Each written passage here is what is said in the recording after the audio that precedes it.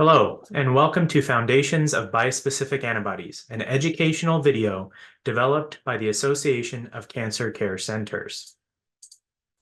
In this session, we'll introduce bispecific antibodies, or BsAbs for short. We'll review the FDA-approved therapies and their clinical indications. We'll review common adverse events and management strategies, and provide tips for operationalizing bispecific antibodies in your setting, considering patient education and financial implications. My name is Robert Mancini, and I am the BMT and Hematologic Malignancies Pharmacy Program Coordinator at St. Luke's Cancer Institute, which is part of St. Luke's Health System in Boise, Idaho. It is my pleasure to introduce my co-presenter, Dr. Koff, and I will turn it over to her to do her own introduction. Hi, I'm Jean Koff. I'm an associate professor in the Department of Hematology and Medical Oncology at the Winship Cancer Institute of Emory University. That's part of the larger Emory healthcare system in Atlanta, Georgia. So starting off, I think it's really important to understand what we say when we use the term bispecific antibodies, because there are a lot of different terms that overlap in this context, and people have preferences about what term they use. But it is important to know that there are pharmacologic differences between three specific groups of medications that fall into this class. The first is what you call the bispecific T-cell engagers, or you may hear this referred to as BiTEs. These are fragments of antibodies, as you see up on the top right corner here. They're not full antibodies. They are generally taking the FAB regions of an antibody that are programmed to target whatever receptor you're looking for, and then they're linked using technology by that specific company. Some examples include the first BiTE that came to the market, which was blinatumomab, and tebentafusp, which is a newer medication for solid tumor uveal melanoma that we'll talk about later. These medications do have CRS, or cytokine release syndrome, as well as ICANS, which is immune effector cell associated neurotoxicity syndrome toxicities as well. And those are the ones that we want to talk about today and that Dr. Koff will talk about later. There are also what are just generic bispecific antibodies, or BsAbs, and these can target any target in the body that they can be programmed to target. And that example is amivantamab, which you can see on the upper left corner here, which has two targets, EGFR and MET. Now, this does not have T-cell engagement, and as such, does not have the CRS or ICANS toxicities that I just talked about. They're only on-target toxicities. The bispecific antibody T-cell engagers are antibodies that target a cancer protein and a T-cell protein. So they have a similar mechanism as the BiTEs, but are more structured as the bispecific antibodies. What you will see over here on the right is the effect of these proteins that are built to engage two specific products. The first is going to target a cancer protein, and the second is going to target CD3, which is found on the surface of T cells, to engage that effect. There are several on the market currently, and that includes teclistamab, elranatamab, epcoritamab, glofitamab, talquetamab, and tarlatamab. And these do have that same CRS or ICANS toxicities that we talked about with the BiTEs.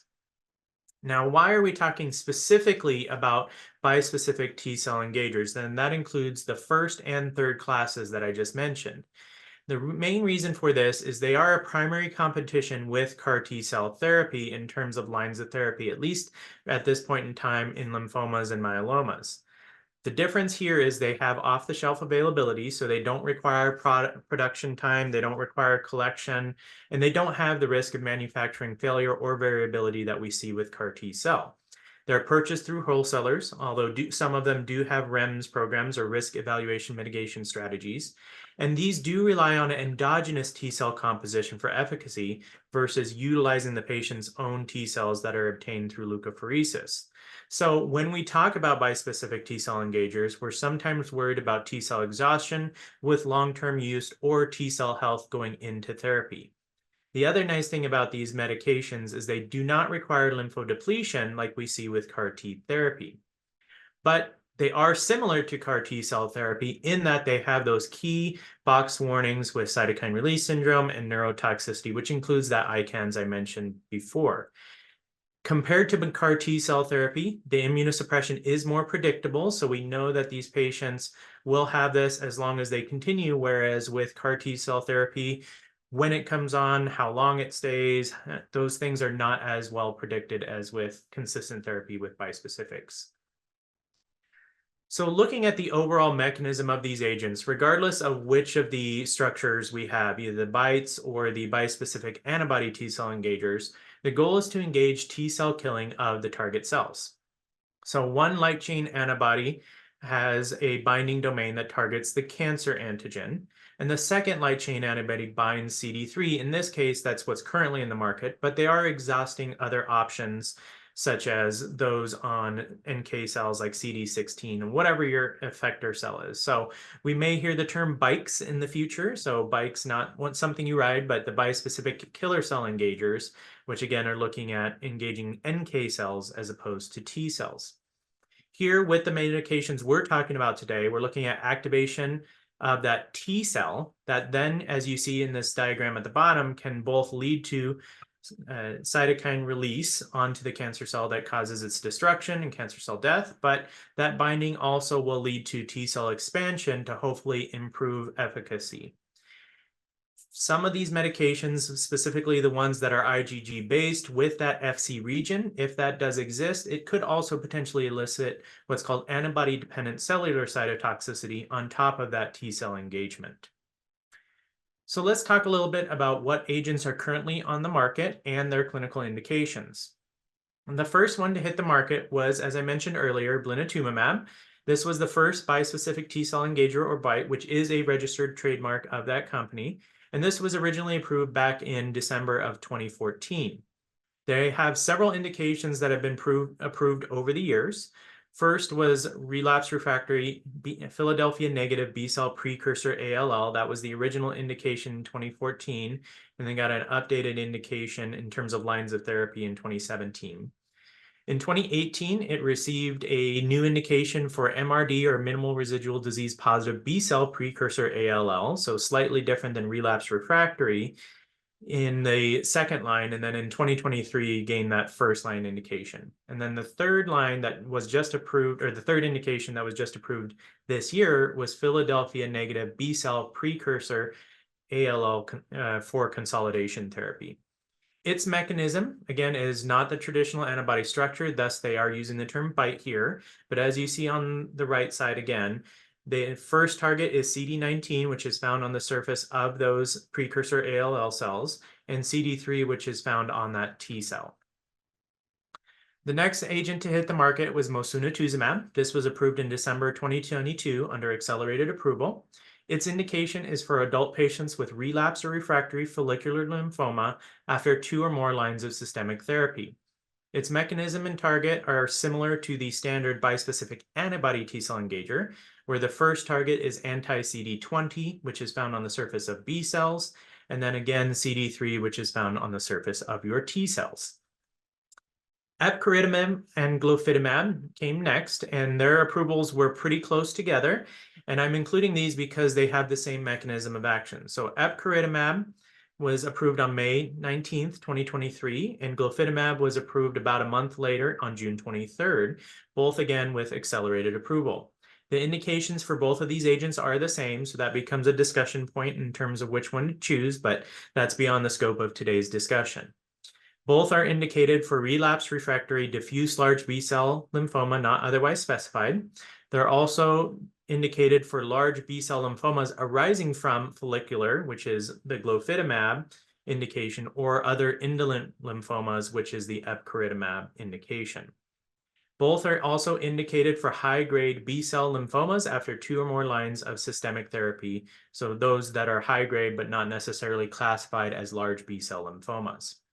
The mechanism and target is actually similar to mosunetuzumab. The indication is what's different from what we talked about on the previous slide. So again, we're targeting CD20 on the surface of B cells and CD3 on the surface of T cells. The next ones are teclistamab and elranatamab. Again, these have the similar indications and targets, so I have lumped them together in this slide. Teclistamab was approved in October of 2022 under accelerated approval, and elranatamab was approved in August of 2023 under accelerated approval. The indication, which is the same for both, is relapsed refractory multiple myeloma after 4 prior lines of therapy, including an immunomodulator, a proteasome inhibitor, and an anti-CD38 monoclonal antibody. The mechanism is similar, but the targets are different than the agents we previously talked about. In this case, we're talking about B-cell maturation antigen, or BCMA, which is found on multiple myeloma cells. And then again, we're still talking about CD3, which is your T-cell engagement piece. Next up is talquetamab, which was approved in August of 2023. Same indication as the previous 2 agents, but a different target. So in this case, we're still talking about relapsed refractory myeloma after 4 lines of therapy. Difference here is the target. So instead of targeting BCMA like the previous 2 agents, here we're talking about what's called GPRC5D, which is a fun acronym to remember, but it stands for G protein coupled receptor, family C, group 5D, which is also again found on myeloma cells. And then again, the engagement piece is done via CD3. Moving into the solid tumor realm, we do have 2 agents on the market currently. The first was tebentafusp. This was approved in January of 2022. This was the first bispecific T-cell engager approved for a solid tumor and first and only therapy for the treatment of unresectable or metastatic uveal melanoma. This was granted priority review with breakthrough designation and orphan drug designation before its full approval by the FDA. The indication is very specific. It's for HLA-A star 0201 positive adult patients with unresectable or metastatic uveal melanoma.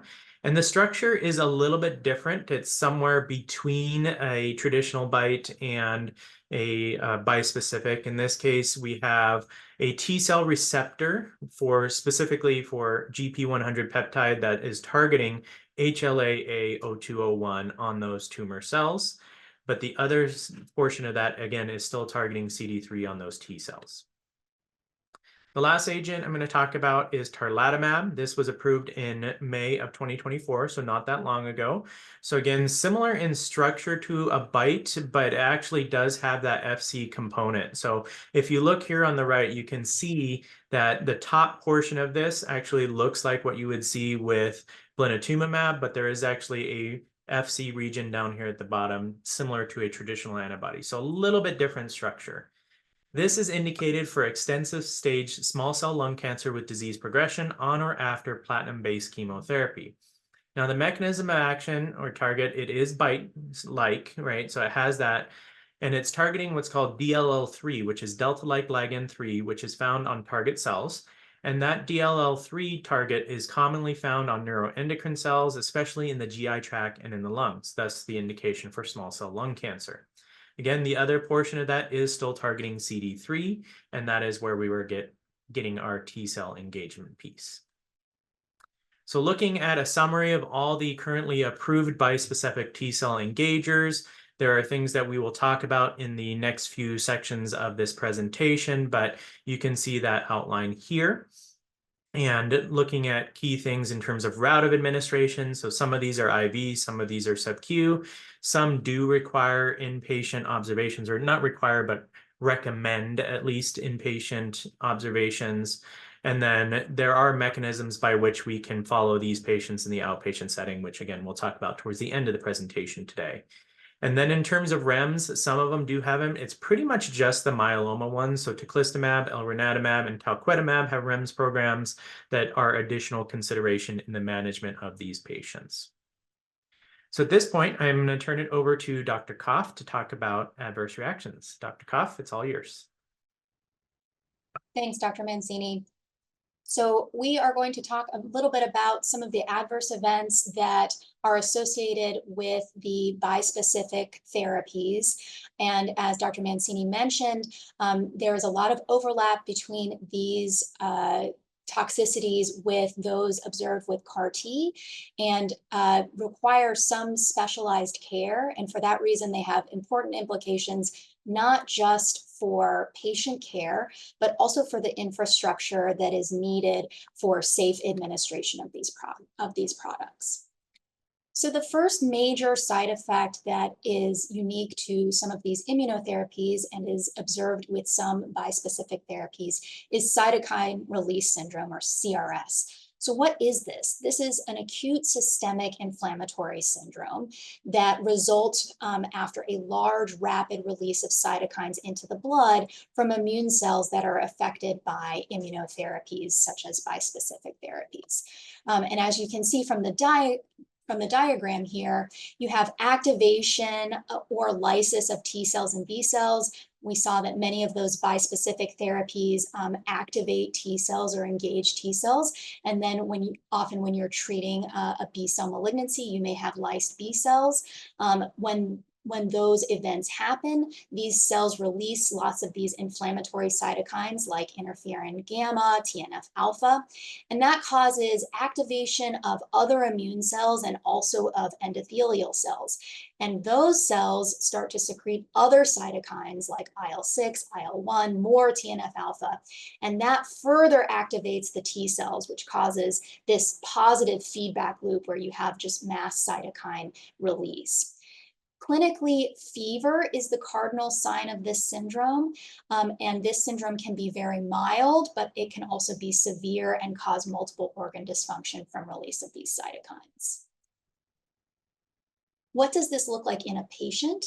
You're going to see signs or symptoms of mass inflammation. As we said on the previous slide, fever is the cardinal sign, and other common signs of hypoxia or hypotension actually are part of the grading system that help us tell how severe the cytokine release syndrome is. And as you can see, this presentation can range anywhere from just some fever and constitutional symptoms all the way up to organ failure, with some patients requiring mechanical ventilation. The accompanying symptoms may vary. This process can affect many of the organ systems. I've listed at the bottom of the slide some of the more common side effects or symptoms that you may see in terms of the constitutional symptoms, the cardiovascular symptoms, namely tachycardia, low blood pressure, and capillary leak, and then of course the respiratory symptoms with tachypnea, hypoxia, and sometimes progression to pulmonary edema. All in all, this presentation often mimics sepsis, but the treatment of CRS actually requires a specialized approach. In terms of evaluation and management of CRS, the monitoring depends on the product and the site of administration. Sometimes this is done in an outpatient setting, and for some bispecifics, this may be done on the inpatient side. But in any event, it involves close monitoring of a patient's temperature and blood pressure. If there is evidence of CRS, one of the first things you need to do is rule out infection, because many of these patients are immunosuppressed, and so that's a competing cause for some of the signs and symptoms of CRS.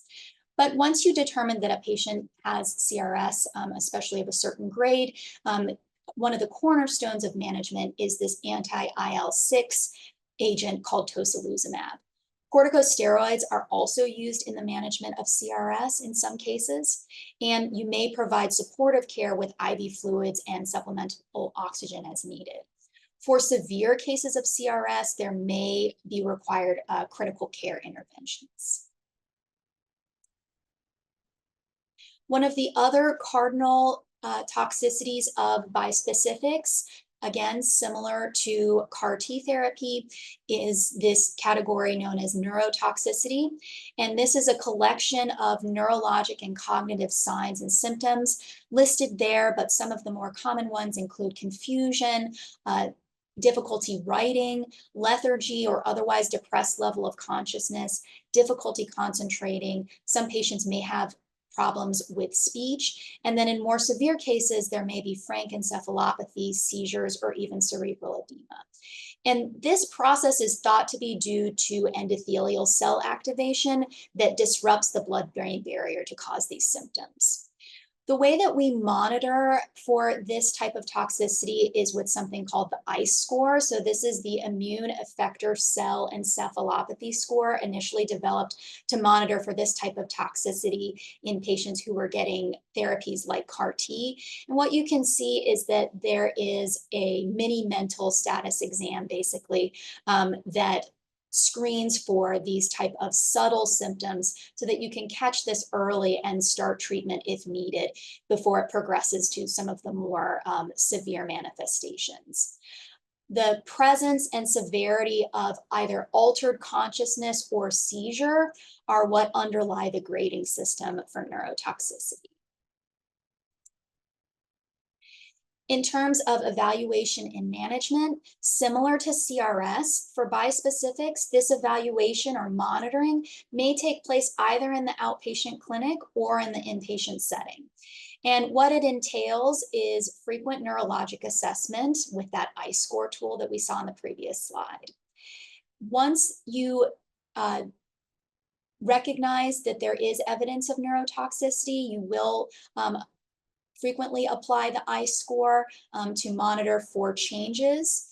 But then you also want to assess for alternate causes of the symptoms in these complex patients. And so the neurologic workup is listed there with brain imaging, EEG, and if appropriate, a lumbar puncture to look for other causes.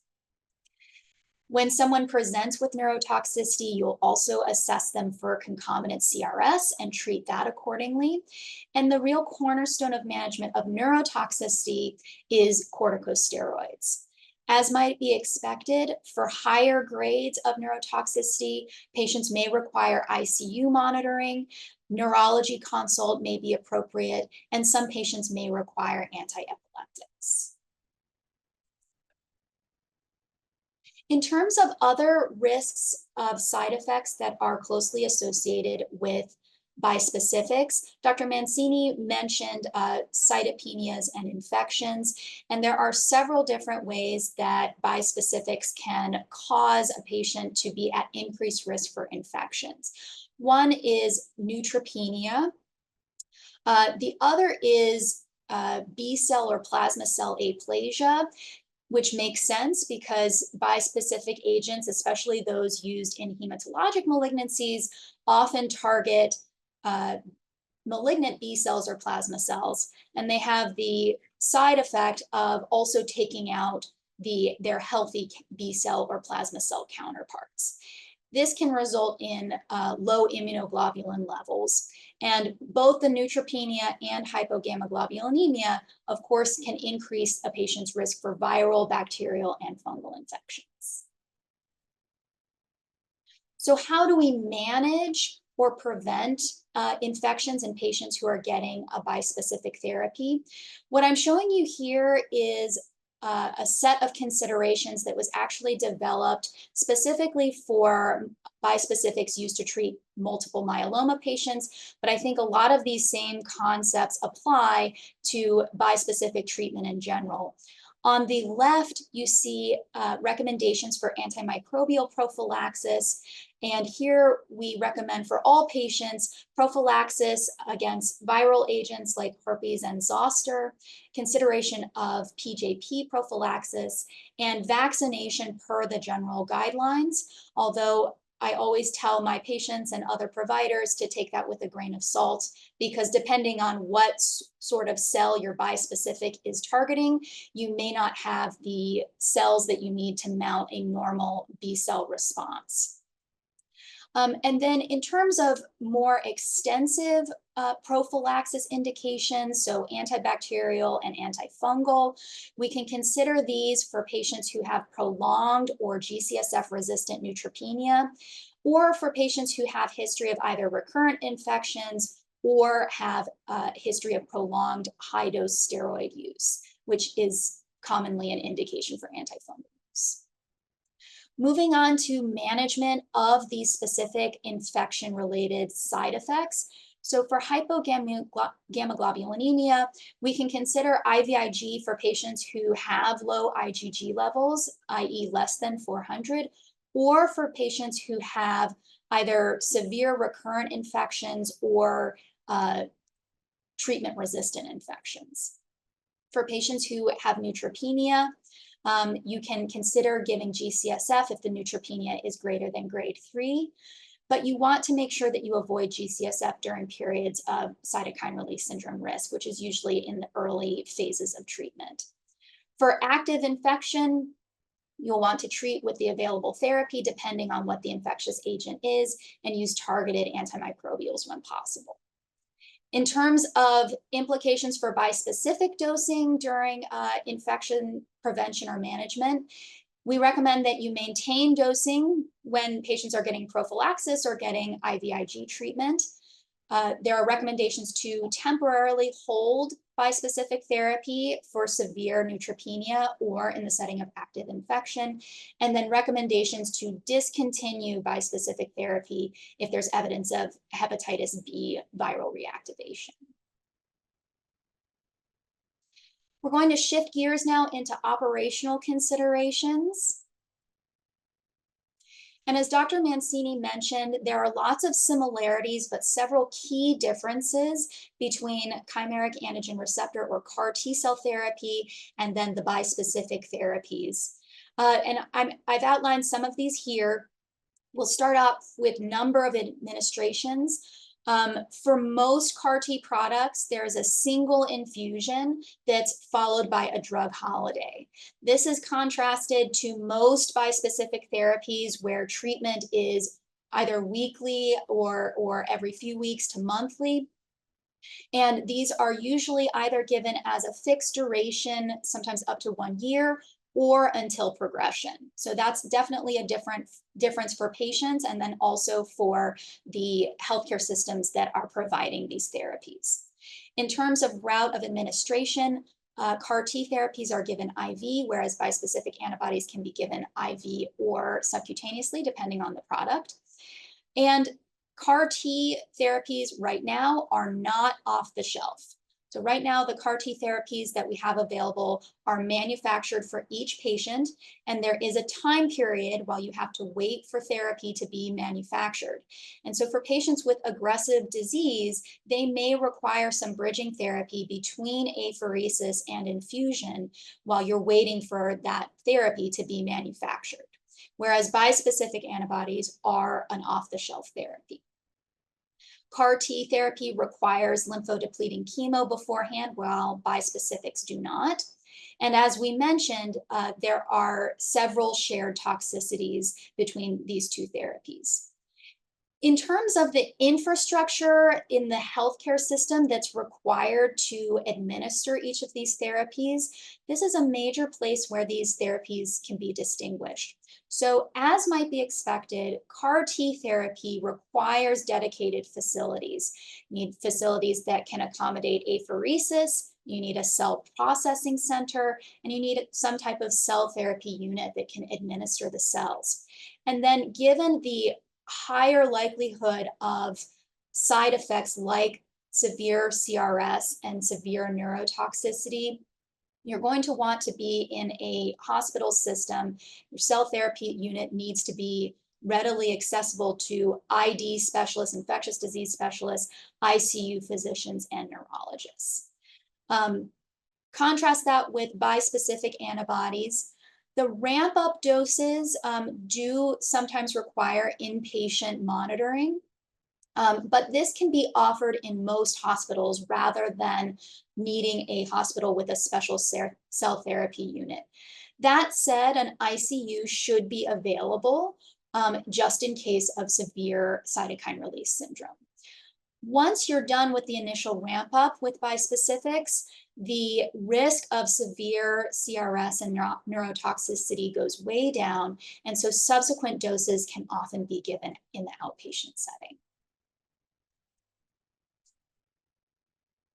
So summarizing some of the considerations for administration of these bispecific therapies, in terms of potential benefits, they are feasible for administration at community sites, especially those with that have ready access to a hospital system that could oversee the monitoring for ramp-up dosing. There is no FACT accreditation that's required for admin of bispecifics, although as Dr. Mancini mentioned, some of the products do have REMS programs. There are no apheresis or cell processing concerns for these off-the-shelf therapies. And we see this as an opportunity for academic and community oncology programs to collaborate and partner. There are some systems where patients receive their ramp-up dosing at an academic center and then can go on to receive subsequent doses of their bispecifics in the community setting once the risk of CRS and neurotoxicity goes way down. When we're thinking about measures for safe use of bispecifics in the community settings, one is that you need to have tocilizumab readily available for those patients who may experience CRS. Another major consideration is that the providers who are going to be interacting with the patients who are getting bispecifics need to be very well trained on how to monitor for and manage these toxicities. That includes not just the people who are taking care of them in your cancer care clinic, but also the nurses, hospitalists, and emergency room staff and faculty who will be evaluating these patients if they start to manifest CRS or neurotoxicity. In community settings, the inpatient monitoring logistics should be worked out so that you can monitor patients smoothly when they're at highest risk for toxicities. And there needs to be an after hours plan for outpatient monitoring so that if patients are at home and start to develop some of these signs or symptoms of toxicities, they know exactly who to call, and it'll be somebody who can tell them what they need to do next and somebody who can manage their toxicities in the right way. And with that, I'll turn it over to Dr. Mancini. Thank you, Dr. Koff. And one of the most important things that she did point out was the discussion about how to operationalize these. I want to talk a little bit more about how to decide if and when it's appropriate to try these initiations in the outpatient setting. Now, as was mentioned, a lot of these do have recommendations for inpatient or hospital administration, which is feasible. And for those who may be initiating these for the first time, it may be a good opportunity to collaborate, as Dr. Koff said, with an academic institution, gain some familiarity with that inpatient ramp up before you start to try and treat these patients in the outpatient setting. However, if you choose to move forward, you do need to make sure that all of those pieces that Dr. Koff mentioned are covered. So first, we want to make sure that you're creating a policy and procedure for how each of those medications will be handled. It is important to note that all of these are slightly different in terms of when and where those recommendations come for monitoring. Some are multiple doses, some are just a single dose. So it's important to think about in the development of these policies how to choose which treatment setting you are going to try those ramp ups in. In addition to that, you need to make sure to define well who will be managing these patients. Will a physician be managing these patients, taking those calls? Will APPs be doing that? Will nurses be doing that in that time between those provider visits? All of those things do need to be hashed out when you're developing these protocols. And then to, again, the specific guidelines that Dr. Koff recommended in terms of what to monitor, when to monitor, and making sure that is spelled out very clearly in your policies and procedures. Last, and the other thing that I think is most important when you choose someone to initiate these in the outpatient setting is the presence of a quality caregiver. Now, not all patients are as lucky to have that. There are some resources out there that you can find to help develop a caregiver assistance for certain patients who may not have that at home. But that is a key consideration in a patient selected for outpatient administration. So you need to think about not only the patient, but the caregiver. Are they reliable? Will they call in with symptoms? Will they be coming to all of their outpatient appointments? And will the caregiver help support that? Again, good caregiver, that's a very abstract definition, but you need to think about what that is. So their health literacy, the ability to provide transportation, the ability to understand what signs and symptoms to look for, how to monitor for those, and then who to call. And outside of really those pieces about the individual patient and caregiver, you need to sometimes think about the clinical stability of the patient. If the patient's overall health status is relatively fragile, it may be a good idea to have those patients in the inpatient setting during that most critical stages of ramp up.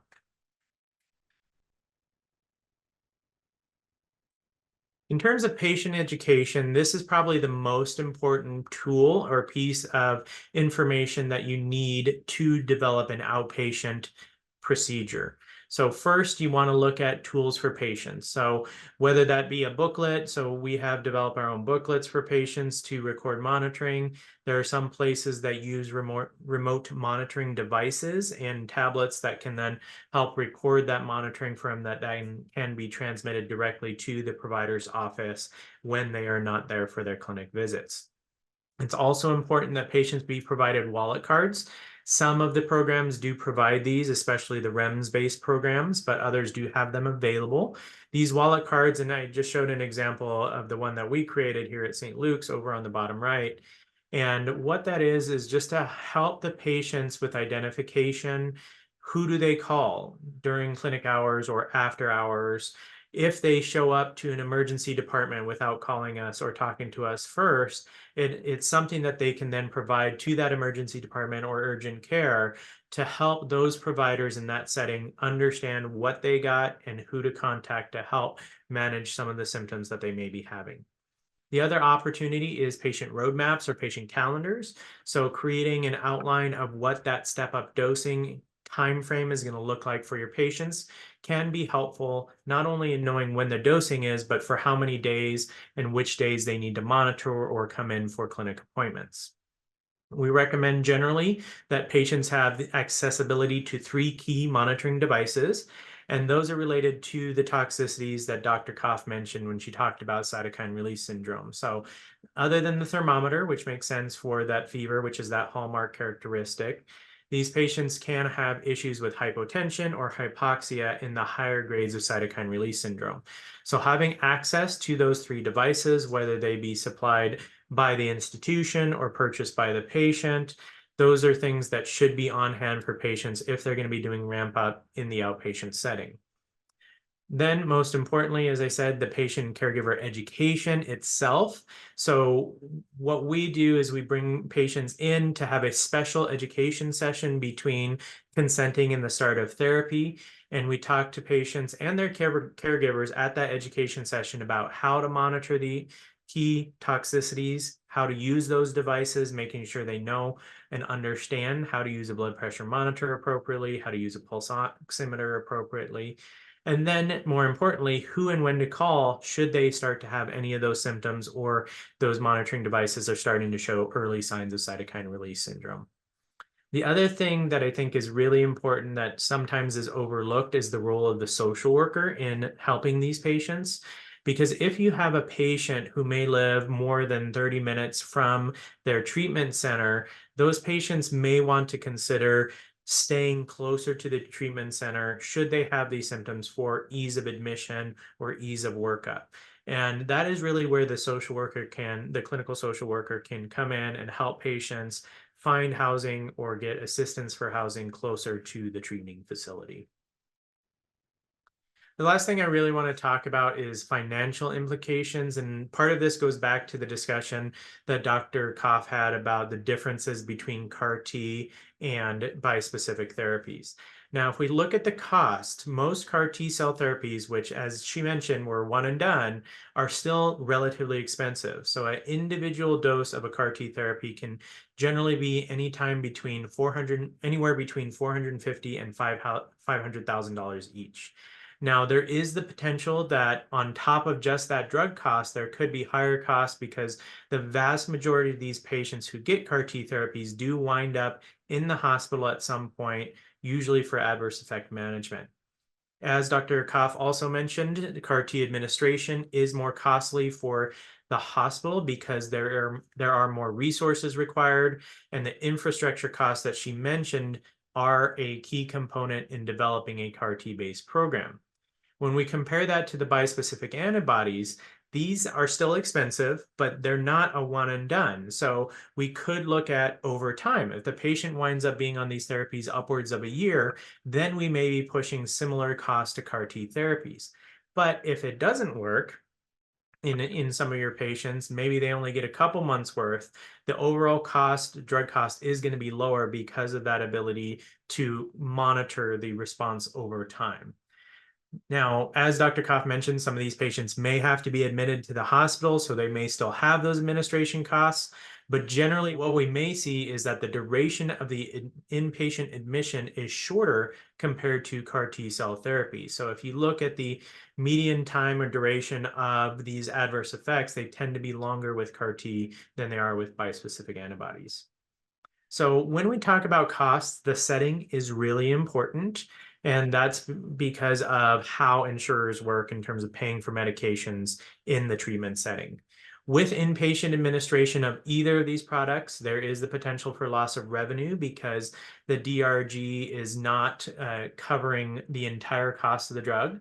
So this can be actually a bigger loss for CAR T cell therapy as it's one and done. But with bispecifics, even if you do have to start a patient in the inpatient setting, you can potentially recoup that as the patient moves to the outpatient setting, because then the drug is actually reimbursed at a much more favorable rate, and that can offset the potential for any losses of revenue in the drug cost given in the inpatient setting.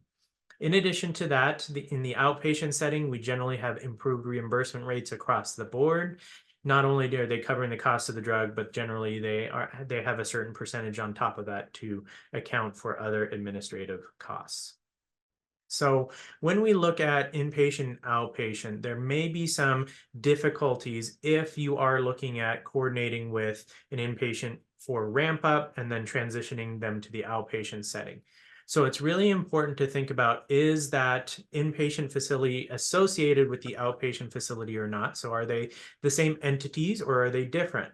If they're different entities, right, that inpatient cost may not be absorbed the same way that I just mentioned in the outpatient setting because of the difference in association.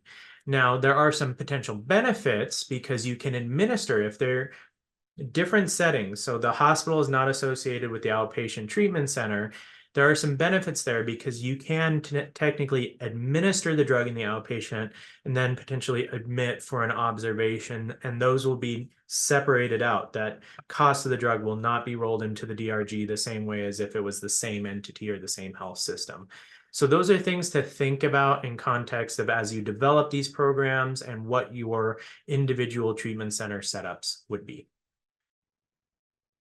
So Dr. Koff, back to you. In closing, thank you for watching. For more information on bispecific antibodies and other precision medicine resources, please visit accc-cancer.org/precision-medicine-treatment or contact resources at accc-cancer.org. And thank you.